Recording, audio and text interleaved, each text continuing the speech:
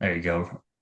So that's your quote, Rich. And you say that at a structure fire, there's a finite amount of time in which responders can safely get the job done via interior operations. At some point, a building on fire will deteriorate to a condition that makes it no longer safe for firefighters to be inside, or the smoke and fire conditions will become so intense that the interior environment is no longer compatible with life. And I think the quote goes on to say that when you reach that point, you have to, consider a change or in the mode of attack, something to that effect. And that's what we talk about when that you have that pause. We've already accounted for life. The operation may not be going the way that we anticipated it would. It's getting worse and not better. We're not winning at this point. We're starting to lose. And we really need to make an evaluation to determine whether or not that building is structurally sound for us to be inside. Stay tuned. Coming up is part 2 of my 2-part interview with retired Philadelphia Deputy Fire Chief Vince Mulray and Battalion Chief Bobby Kennedy discussing their role that they conducted in completing an after-action line-of-duty death review for Lieutenant Matthew LeTourneau on January 6, 2018.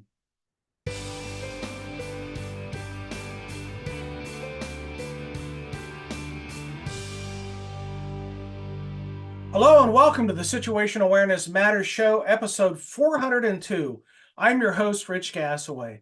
The purpose of this show is to improve situational awareness and decision-making for individuals and teams who work in high-risk, high-consequence, time-compressed environments with changing conditions.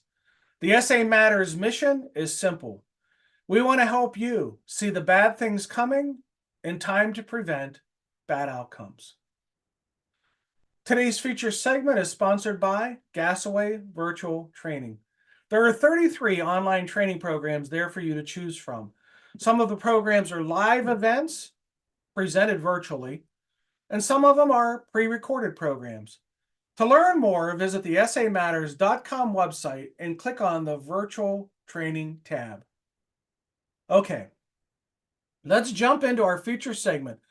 Part 2 of our 2-part interview with retired Philadelphia Deputy Fire Chief Vince Mulray and Battalion Chief Bobby Kennedy discussing the role they played in conducting a line-of-duty death after-action review following the death of Lieutenant Matthew LeTourneau on January 6, 2018.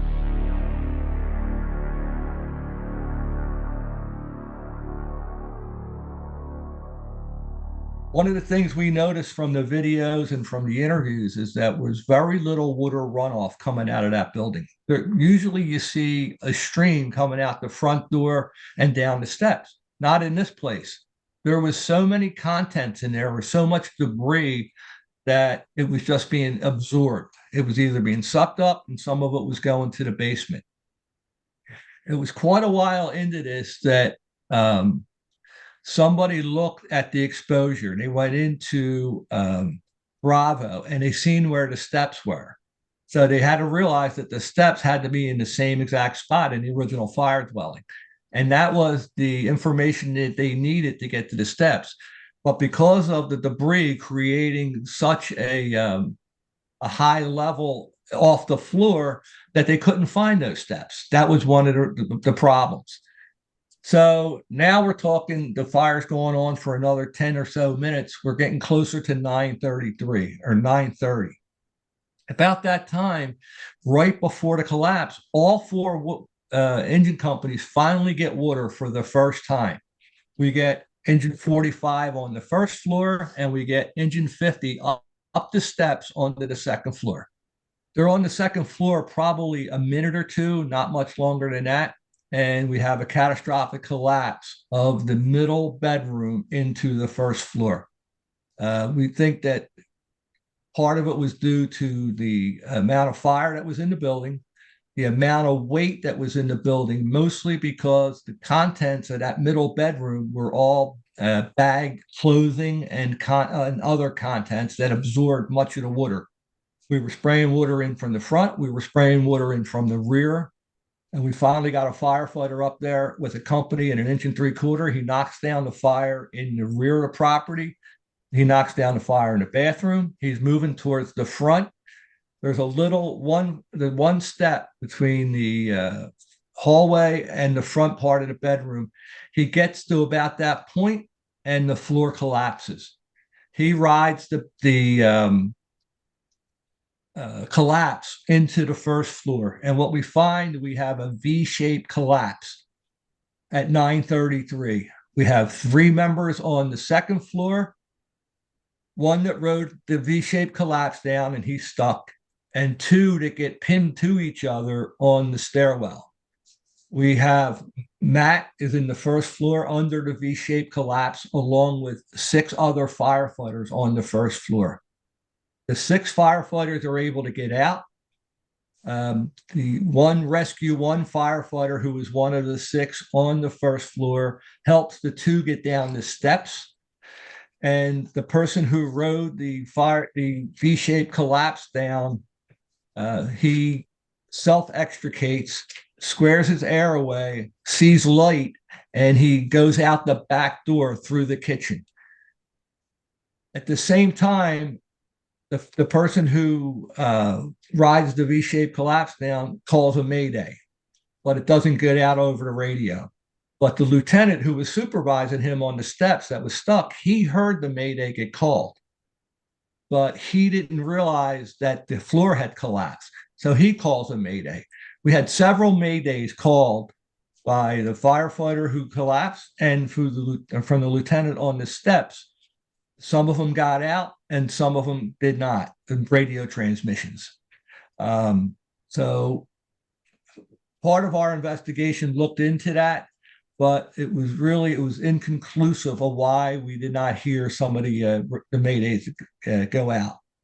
The firefighter who rode the collapse down, one of the things that he felt helped him was, this happened January 6th. In December, he was part of the fireground survival training at the Fire Academy. The Fire Academy had a 3-day course of fireground survival put out by the International Association of Firefighters. We were starting to give that class to every member. He was part of the initial instructor cadre, and he benefited from having that training because he knew when he got stuck down there, he had to secure his air mask got dislodged. He knew he had to fix his air. He does that. He knew he had to call a mayday. He does that. He knows if he can get out himself, he's going to try it. He saw light coming from the back of the dwelling, and he was actually able to get out through that kitchen, which up to that point, nobody was in that kitchen because of the amount of fire that was in there and the structural condition of the rear. He gets out the rear and he clears his mayday by telling everybody, hey, I'm okay. They take him out front. And at that time, the incident commander, Battalion 8, is conducting a PAR. They're conducting a PAR. They didn't really know where everybody was inside the building, but they realized right away that Matt is missing. Matt has just spent the last 3 years at this company. Everybody on that fireground knew who Matt was. Matt was 6'2", 200 pounds. He was very tall, and his presence was always known because of his size and because of his position. He was the lieutenant of the 1st Engine Company there. So they realized right away that Matt is missing. The Rescue 1 firefighter knew that he was within feet of him because they had conversations while they were on the first floor of moving the line around and what fire to knock down and so forth. And so they immediately go in and they find Matt, probably within minutes. They find him, but he's pinned. A couple of the squad firefighters are there. They use a technique by putting a strap around him, and they put a piece of webbing behind Matt with 2 men. With all their might, they pull as hard as they can. They realize almost immediately that Matt is pinned. And he's not just pinned. It's going to take a little bit of time and extrication to get him out of there. We realized that during the V-shaped collapse, he's stuck between 2 joists, and he's being pinned in the back, and it's pushing on his SCBA in his body. His left leg is wrapped behind him, and he's in a sitting position. He still has air in his SCBA, and they work on getting him out of there. The extrication takes about an hour. And of course, we know it was a line of duty death at this point, and he's transported to the hospital. Two other members were also hurt, one the lieutenant on the step and the firefighter that rode the collapse down. That's really a brief synopsis of it. We have a few more slides that we can show to get a better handle of the building itself. But for the operation, that is it. You want to should we go through the other? Jump into the critical factors. All right, so we could also change gears, and Bob will jump into the critical factors. And if you have any questions, we'll wrap this up. Sure. Rich, is there any questions right now for the operation that I just explained? I know it was kind of brief and it's kind of quick, but they're the facts. No, you did a good job. I understood the whole scenario, the timeline. It was a challenging firefight, of course, and after doing the review, the analysis portion, we developed critical factors that we think contributed to the line of duty death. Important to highlight that, as we spoke before, this took months and months and months for us to get to this point. We had the opportunity to listen to the audio in a dark room with our eyes closed and headphones on. We played it back, we slowed it down. We reviewed video evidence, hours and hours and hours. We looked at the video from every angle. We were at the scene for over a week. We were in the exposure properties. We got to talk to everyone. Point I'm making is none of this was afforded to anyone that was on the fire ground that day. They were forced, just like we always are, to deal with the situation as it was presented in front of them in real time, without the opportunity to think. So nothing that's in this report, we're certainly not second guessing anyone. At any point it could have been myself or Chief Mulray in those positions. So this isn't a critique of the members. This is just an opportunity to learn from the fire and to get the lessons learned out. Mm-hmm. So in no particular order, the lessons learned and the critical factors, first being time. We recognize that the collapse occurs approximately 42 minutes after the arrival on scene. When I got on, I was taught of a rule. It's called the 20-minute rule. Chief Mulray was aware of it, and when we start looking into that, we found it was written by a chief from the FDNY back in 1972. He wrote a book. I think Fireground Operations was maybe the name of the book, and he talks about when do we have to give up the fight inside? When can we no longer occupy a building? At what point do we have to switch to a defensive attack? And I'll find the quote and I'll try and read it directly. So it's Manual 3, 1972, this page 19 of his book, Fireground Tactics.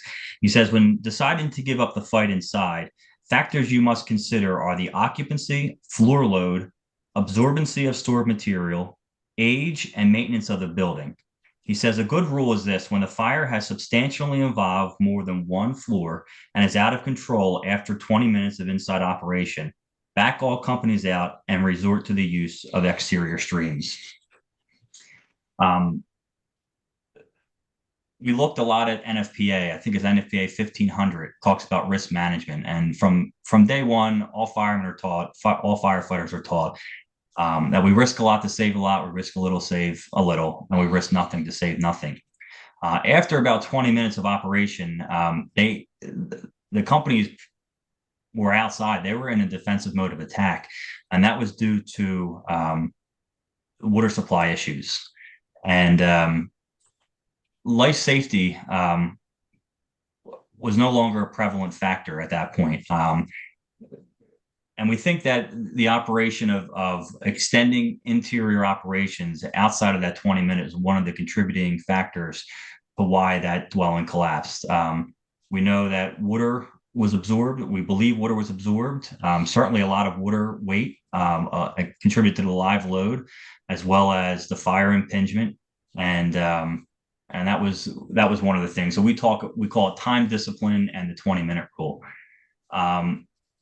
Another critical factor was the clutter in the dwelling. There's a lot of material in there which impeded the progress of getting water to the seat of the fire, and contributed, of course, to delayed water on the fire and increased interior operations.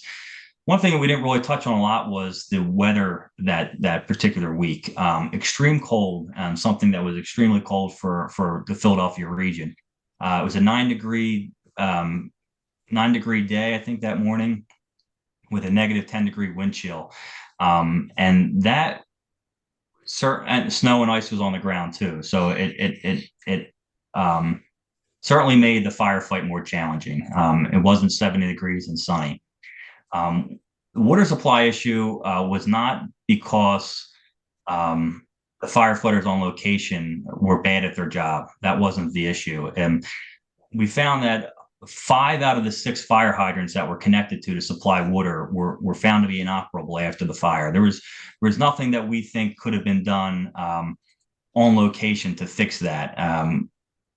And that led to just being able to operate off of tank water, 500 gallons per engine company.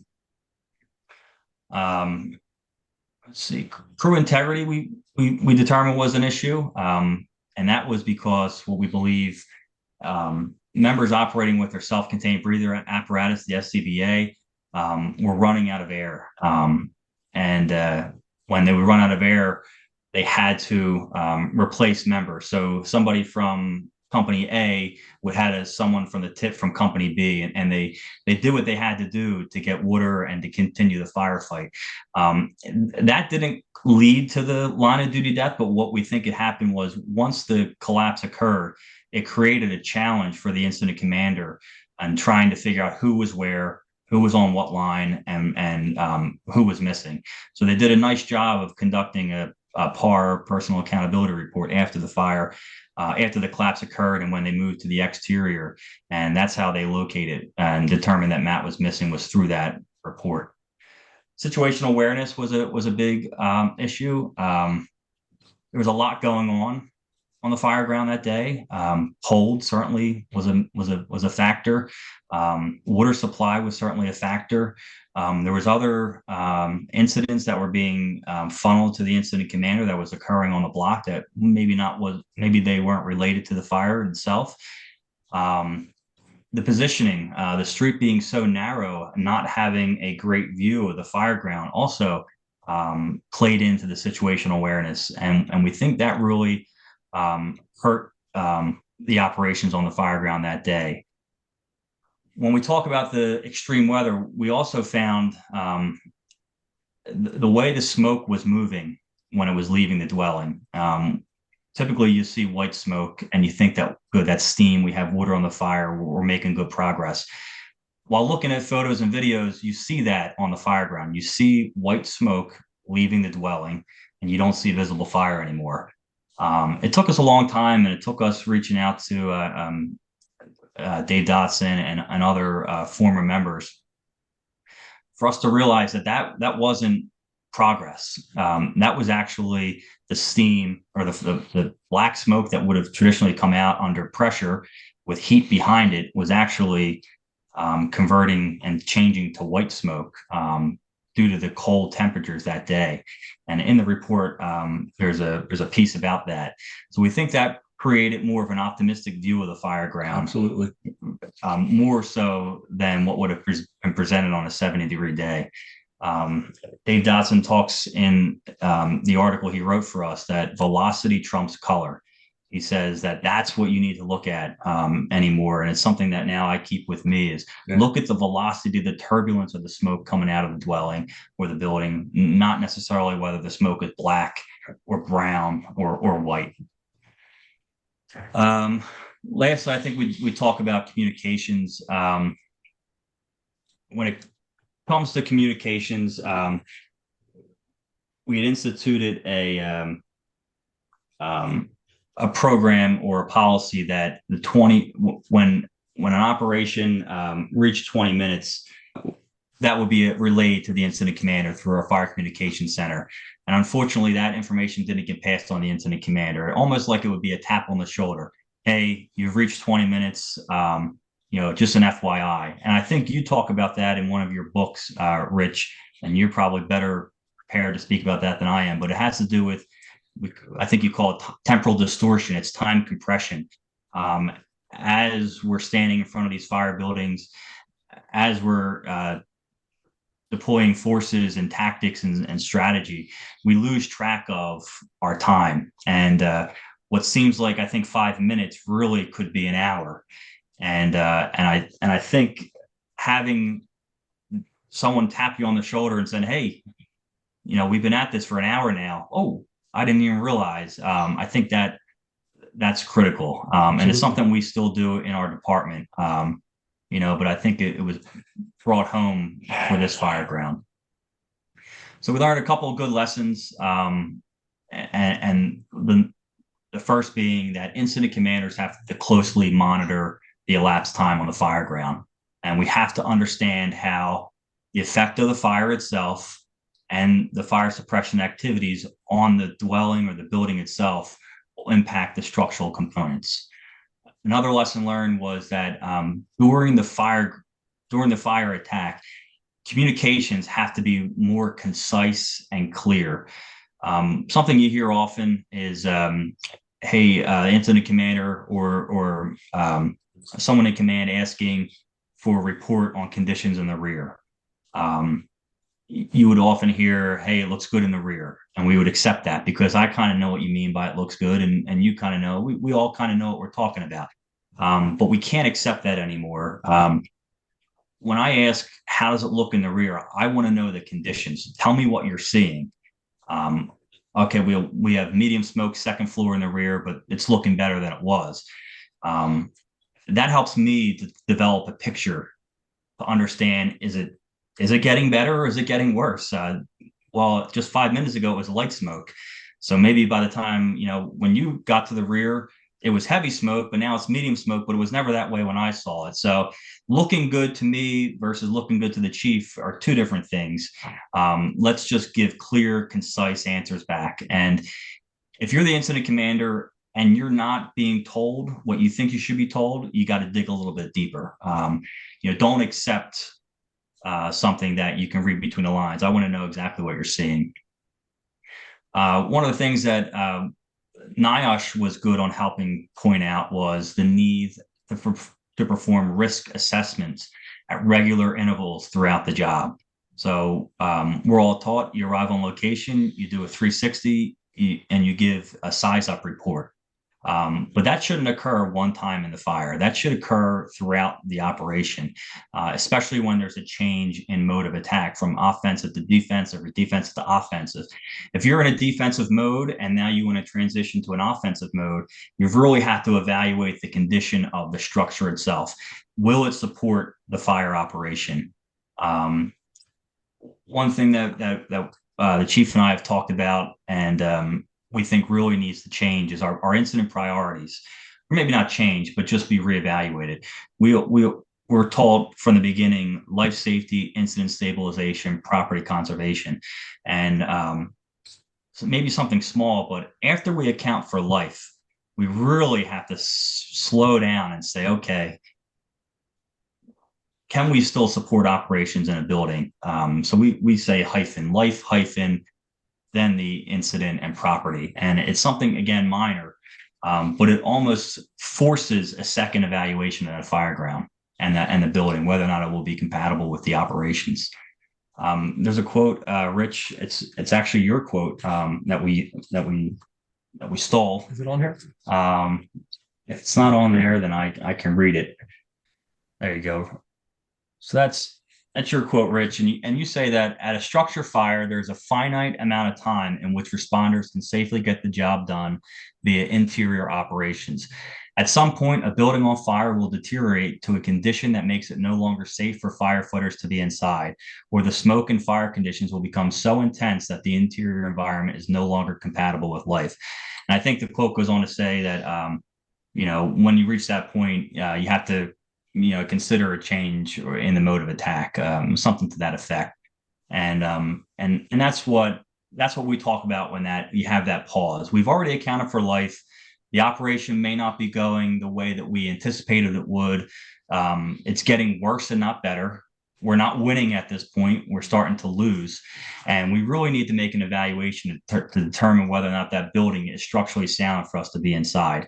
Of course, we recognize in the report that firefighting itself is an inherently dangerous profession.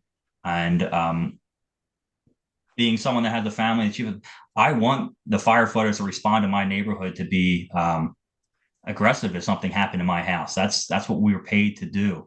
But once we account for life, we need to reevaluate what we're doing. So we recognize the members on that fire ground did a really good job with water supply issues, many of which we believe were out of their control. Pump operators work together to establish one water supply. So rather than having 4 separate companies and working on getting water to their specific apparatus, they teamed up and said, all right, listen, we have guys and we have firefighters on the inside. We need to get them water. Let's get a charge hose line to the front, whatever we have to do to make this happen. And they did that. They succeeded. And then after they got that one supply line, then they worked on additional supply lines. And we think that was really critical. Having one supply line with water versus 4 lines with no water is a critical task. And I know it just sounds fundamental, but it's something to bring up. So I think aside from that, I'm trying to look at some of the stuff. We talk about live loads. The weight on the structure itself, and we talk about just like Emmanuel Freed from the FDNY said, the absorbency of the stored material. Chief mentioned we didn't see in the videos water coming out of the dwelling.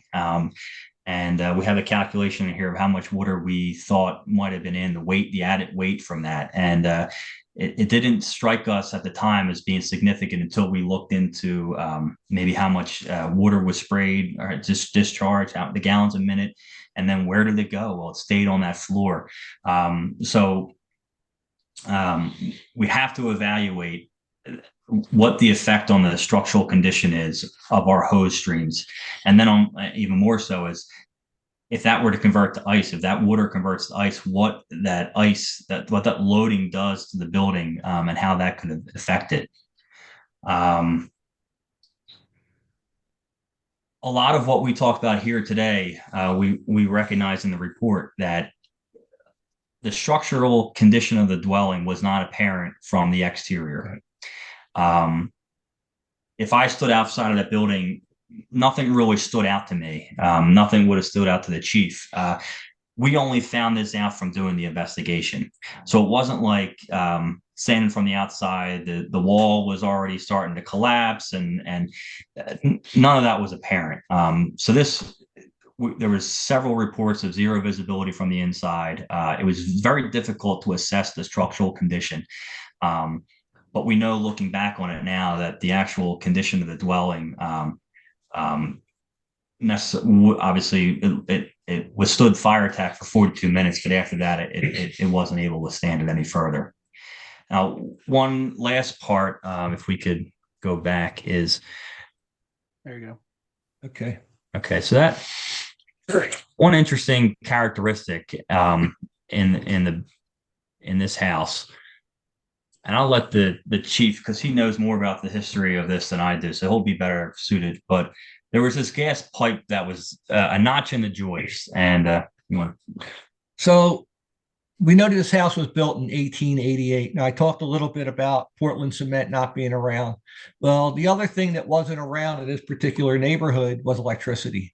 So in 1888, your lighting in a dwelling was provided by gas.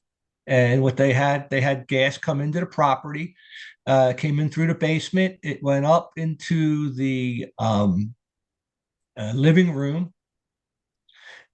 they ran this gas pipe as they were building the house. So they build a house, the masons come in, they build the two side walls, carpenters lay the joists in, and then they go and they take their chisels and they knocked out a 1 inch by 1 inch notch on the top of the joist, and they lay this 1 inch black gas pipe in there. And that was the acceptable construction of that period. And they had no idea what this was going to do, 130 years later. But the pipe went through the whole house to the rear, and it fed a light in the kitchen. It also was teed off and went up to the master bedroom, which was the front room, and it had 2 other lights, one above each bed. What I'm getting at is this was how this house was altered as it was being built. And it was a poor construction technique, but it was the appropriate technique at the time.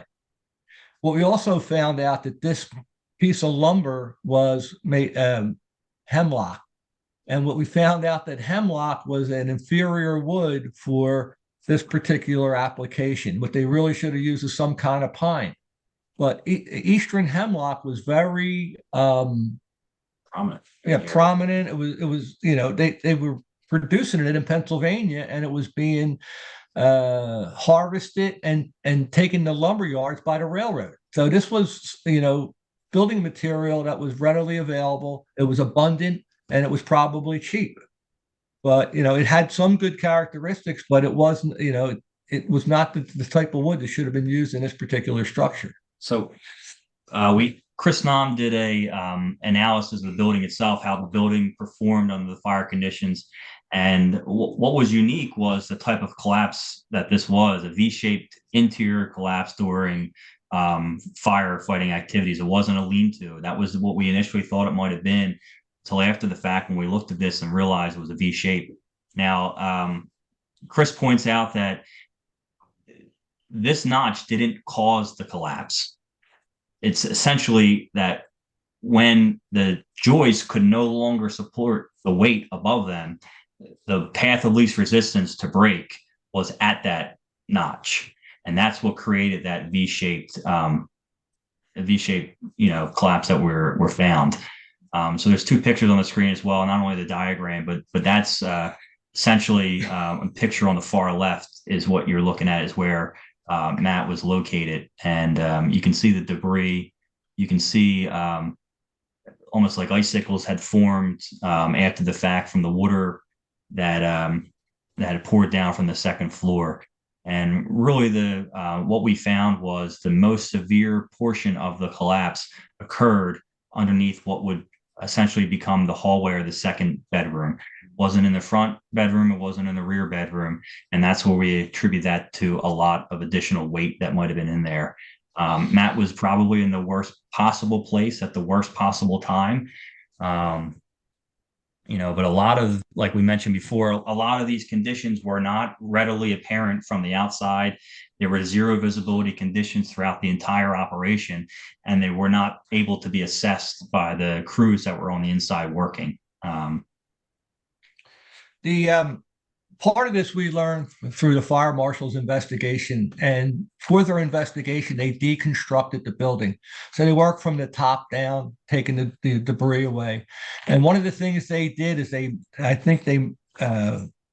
weighed the amount of debris that was taken off that second floor. And I think it was like either 2.5 or 3 tons of material came out of that portion of the house. And that, coupled with the water that we put in there, the absorption, it put a significant load on that portion of the dwelling, and it was a large contributing factor to the collapse. You can see in the front of the property where the master bedroom would have been and less contents, we had less of a collapse. But towards the rear, towards that back bathroom, we went down to pretty much 0. It was a total collapse of probably a dozen joists in that area. Let's presume that, and I don't know for sure, and you probably don't know for sure, but let's presume that up and down that street, and maybe for several streets in all directions, hemlock is the material being used, and the notched piping, the notched joist for the piping is in play for many other residents in that vicinity. Is that changing anything tactically in the Philadelphia Fire Department? So we did a little investigation ourselves, and it's not just that neighborhood. It goes into Frankfurt, it goes into Kensington, it goes into West Philadelphia. Any house that was built in that area prior to electricity, it had that notch. And when we saw it on Colorado Street, everybody was astonished. And I asked a lot of veteran firefighters who spent 30 and 40 years in that same neighborhood. And I still ask them to this day, have they ever seen the notch in the joist? They all say no. Like it wasn't like it's either overlooked or was never noticed. But it's widespread in this area. Like Bobby said, this is hemlock is a building material, same thing. The problem with that is we have to do an analysis, and we were only able to do an analysis of this is because we had the resources of NIOSH. NIOSH took this piece of wood that we gave them and sent it to West Virginia State University. West Virginia University. Yeah. And we had the wood analyzed. We had the mortar analyzed by somebody else. We weren't smart enough to do this ourselves. This was something that somebody else. We had the idea, but they had the resources. We talk about all the time. We didn't have a structural engineer. Now we use the experience and the expertise of Chris Nauman. We're very happy, and that he was able to help us and produce the back end of our report is all his analysis from the building itself. But without the experts, a building, you really have to have, if a building collapses, you have to have a building engineer on scene, because that's where the bread and butter is. That's where the facts are going to come out. Bobby and I are just, firemen who, put fires out. We don't know what goes into and when it went into. There's every one of these buildings and collapses and a lot of duty deaths. The history is far-reaching. It goes back 100 years, sometimes 200 years in Philadelphia. Well, when you talk about the change our tactics, and I think the short answer is that it doesn't, and it almost can't. That social contract that fire departments have with the community, that we will do what we have to save lives, I think is extremely important, and one that we don't want to break that. So when they're savable lives, we do what we have to. That's where we make our money. I think when we talked earlier about that pause between life and incident and property, I think that's maybe where there's a room for improvement to change maybe the aggressiveness there. And I think that's what one of the things that will hopefully has come from this line of duty death is the understanding that once we can account for life, or once we make the determination that life can no longer sustain in that environment, just like your quote says, you have to decide, is it worth doing what we're doing? We like to look at winning or losing. Are we winning this battle? Can we win this battle? And if we're not, then we're certainly losing it. And now maybe we need to start looking at protecting exposures, and confining the fire to the smallest area that we possibly can, as opposed to risking firefighters' lives and maybe a situation that we shouldn't be in. Again, all this information we only know from doing months and months and years of analysis. This is not something that was apparent on that fire ground that day. Yeah. I think the real benefit from these reports is the raising of awareness. We raised awareness on a number of different points, whether it's operating in cold weather, whether it's building construction.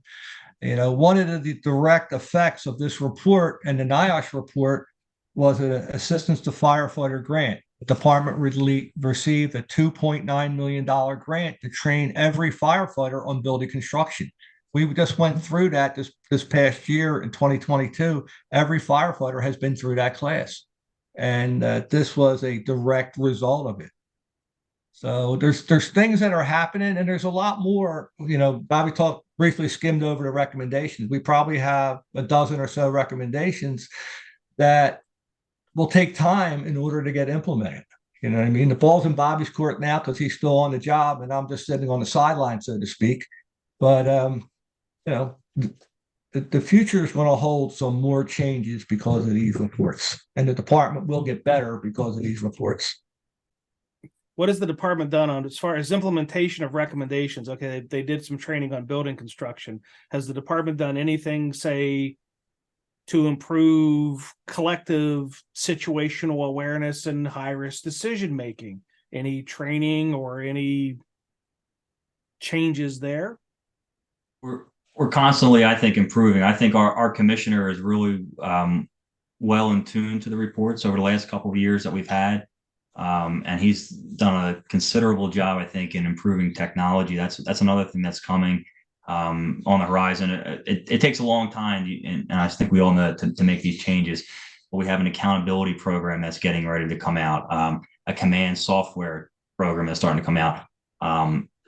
So I think changes are being made. The right changes are being made, and I just hope that we continue to implement some of them. I think one of the contributing factors was delayed implementation of the incident command system, and I think the one way the department and the commissioner has addressed that was through increasing capacity.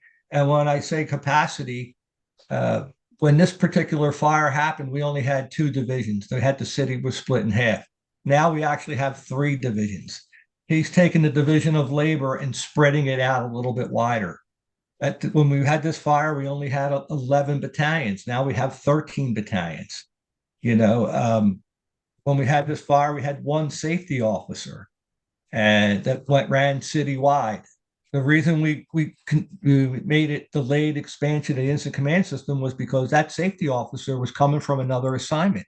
There was another fire in another part of town that the incident safety officer was coming from, Rescue 1 was coming from, ES officers were coming from. They all respond citywide. And what we're doing now is getting more people spread out a little bit more around the city in order to meet the demand, because we have a dozen fires every day. The fires in this severe weather are so much more labor intensive. They're so much more everything intensive that that's where the capacity, I think, is being increased. And I think that's how we're addressing some of these issues.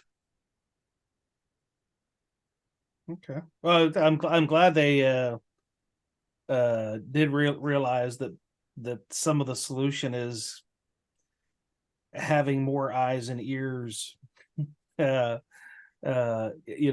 in safety and maybe support to command, and that would help them maybe reduce the potential for overload and overwhelm, and help the commander in getting things started off on the right foot. Your battalion chiefs, do they have a driver?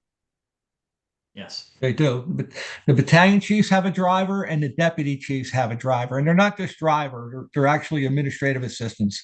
So they not only drive you to the fire, they handle the second part of accountability. A deputy chief's administrative assistant will handle the command board, handle some communications, but the primary communications outside the fire ground will be with the battalion chief's aide, because they do that routinely. That's good. In many organizations, battalion chiefs drive themselves to the scene and then operate solo. Yeah, we're very fortunate here in Philadelphia to be supplemented with extra help. Yeah, good. Is there anything about this incident that we haven't had the chance to talk about yet because they didn't ask the right question? One quick thing I'm going to bring up, and it's Bob mentioned about crew integrity, and crew integrity was impacted by the amount of SCBA changes that we had. we talked about 9 degrees. One of the things that we found out that we were working through is filling of SCBA bottles. So you fill an SCBA bottle and it's 60 or 70 degrees, and you fill it quickly, and then you take it into a cold temperature, and you filled it to 5,000 psi in a very short amount of time. Once that cools off, you don't have 5,000 psi anymore. You might only have 4,200. So that was one of the things that came out of, rabbit holes that we went down. That, was it a contributing factor to the line of duty death? No. Did it impact operations? Absolutely, because it had a cascading effect. So it's something, again, we raise awareness. We cannot fill SCBA bottles fast. We have to top them off. We're going to lose pressure and volume every day. One of the things we came up with, our SCBAs were 5,500 psi bottles. They were 1,800 liters. You would think that would last longer than 18 minutes, but under fireground conditions, we rarely get more than that amount of time from a bottle or cylinder. Mm-hmm. So that, there's a lot of things like that that are embedded in this report. I would encourage anybody watching this video to go to the Philadelphia Fire Department's website. The 2 reports that are linked on that website are the Fire Department's after action review and the NIOSH line of duty death report. And it's really easy to download them. It's really easy to read. And again, first half of our report is the operation. The second half is Chris Nam's analysis. He does the same thing for NIOSH. Yeah, we'll be sure to include a link in the show notes for that. Okay. Okay. Well, thanks for it only took us just about 2 hours. Yeah. But there was so much good stuff to talk about here. So we'll make this into 2 episodes for sure. But thank you guys for coming on, sharing the details about what happened, your role in doing the after action report, the contributing factors, the recommendations, changes that the department has made.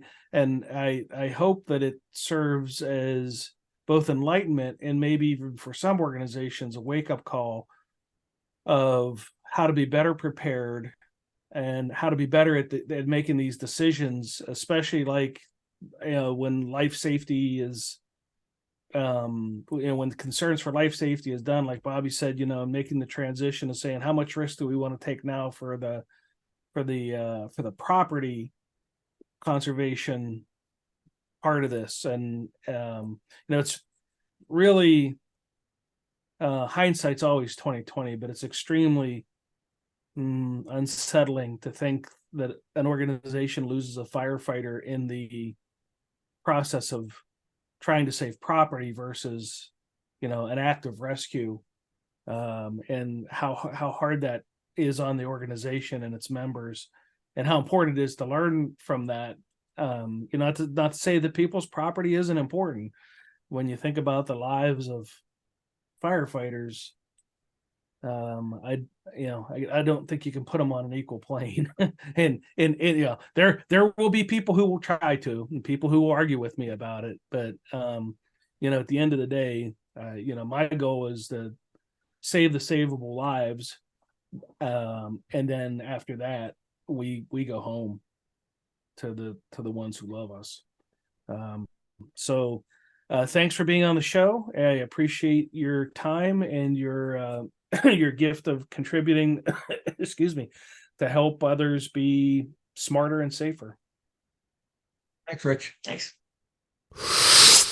Thank you to retired Philadelphia Deputy Fire Chief Vince Mulray and Battalion Chief Bobby Kennedy for honoring the life of Lieutenant Matthew LeTourneau by sharing your story and lessons learned with us today. Remember that this is part 2 of a 2-part interview. So if you missed last week's episode, you're going to go back and listen to part 1. If you've been following along with me on social media for a while, you know that I took 6 months off from April to about September last year, just to kind of rest up.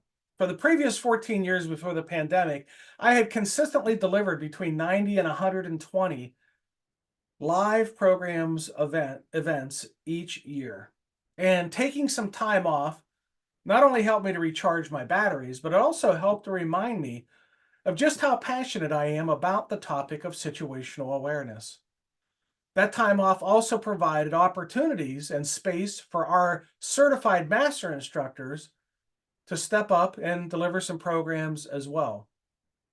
And now I'm back on the road again. So if you're interested in joining me or knowing where we're going to be upcoming, here's the schedule.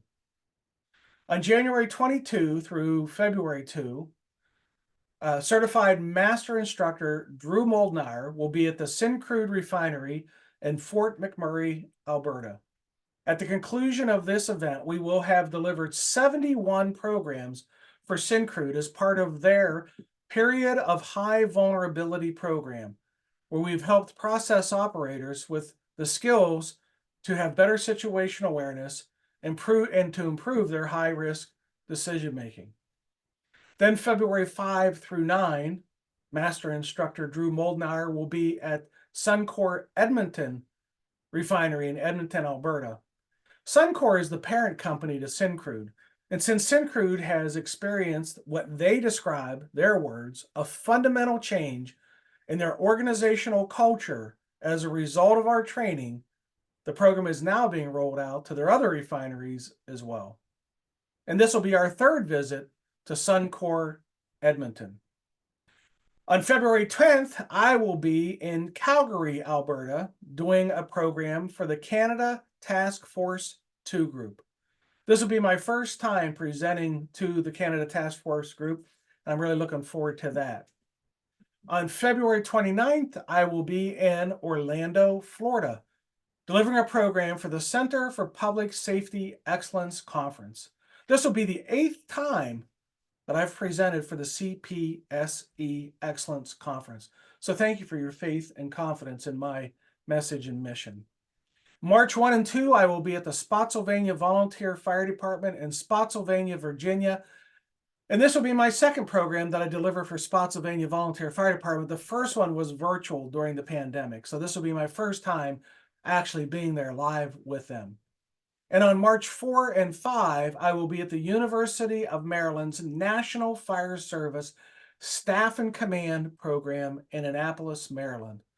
And this is my 22nd year delivering programs for the National Fire Service Staff and Command program. So thank you to the Maryland Fire and Rescue Institute for your faith and confidence in my mission and the opportunity to be there now for my 22nd time. April 19 and 20, I'll be at the Taos County Fire Department in Red River, New Mexico, and I am especially excited about this program as New Mexico is the only state where I have not presented a program. And next April, that all changes. And our master instructors are working hard to add their programs as well. Collectively, they delivered more than 30 programs in the last quarter of 2023. You can also see the list of all of our upcoming programs on the SAMatters.com website. Now, I want to take a moment to also thank some of the recent program hosts that have had us come in and do programs and or consultations. On September 27th, we conducted a training for failure program for the Swissvale Fire Department, a suburb of Pittsburgh, Pennsylvania. And this was the 6th program that I've delivered for the Swissvale Fire Department and for fire departments in that region. So thank you to Fire Chief Clyde Wilhelm for the opportunity to come back there for the 6th time. On September 28th, I facilitated a discussion with accident investigators for the National Institute of Occupational Safety and Health, NIOSH, in Morgantown, West Virginia. These are the investigators that evaluate firefighter line of duty deaths, and they're interested in building some lessons of situational awareness, high-risk decision-making, human factors, and human error into their reports, along with some lessons and recommendations. So I'm excited to be able to help them with that. On September 29th and 30th, I conducted 2 programs for the Wisconsin Rapids Fire Department, one on situational awareness and one on climbing down the ladder of success, preparing for retirement or when you have to leave for a medical or other reasons. On October 4th, I gave a presentation to the Colorado Traffic Incident Management the Colorado Traffic Incident Management Conference in Denver, Colorado. This was my second time delivering a program for the Colorado Traffic Incident Management Conference. And then November 9 and 12, I was at the International Association of Fire Chiefs Volunteer and Combination Officers Section Symposium in the Sun in Clearwater Beach, Florida. Only I wasn't there to present. I was there to award 2 scholarships that are sponsored by my company. The scholarships are designed to recognize emerging leaders. This year's winners were Assistant Chief Jeff Drager from the Maple Bluff, Wisconsin Fire Department, and Battalion Chief Matt Alto from the Estacada Rural Fire District in Oregon. Then on November 27 through December 1, Master Instructor Drew Moldauer and I were both back at Suncor Edmonton Refinery in Edmonton, Alberta, training process operators on situational awareness and high-risk decision-making during periods of high vulnerability.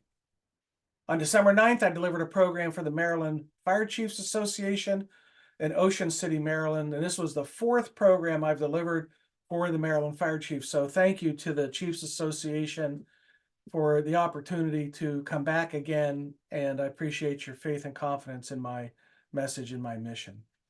If you're interested in hosting a live event or a virtual program, just click on the Contact Us tab at the top of the SA Matters homepage, and I'll give you a call. Finally, remember to check out the show notes for how to subscribe to our newsletter and how to follow us on social media. There we share ideas about how to improve situational awareness, how to make better decisions under stress, and how to improve the skills of critical thinking and resilient problem solving. You've been listening to the Situational Awareness Matters Show with Dr. Richard Gasaway. If you're interested in learning more about situational awareness, human factors, and decision-making under stress, visit his website, samatters.com. If you're interested in booking Dr. Gasaway for a program, or if you would like to be a guest on his show, click the Contact Us tab at the top of the homepage. Well, that's it. Episode 402 of the Situational Awareness Matters Show is complete. Thank you again to my guests, Philadelphia Deputy Fire Chief Retired Vince Mulray and Battalion Chief Bobby Kennedy. Thank you, our viewers and listeners, for sharing some of your valuable time with me today. I really appreciate your support of the SA Matters mission. Be safe out there, and may the peace of the Lord and strong situational awareness be with you always.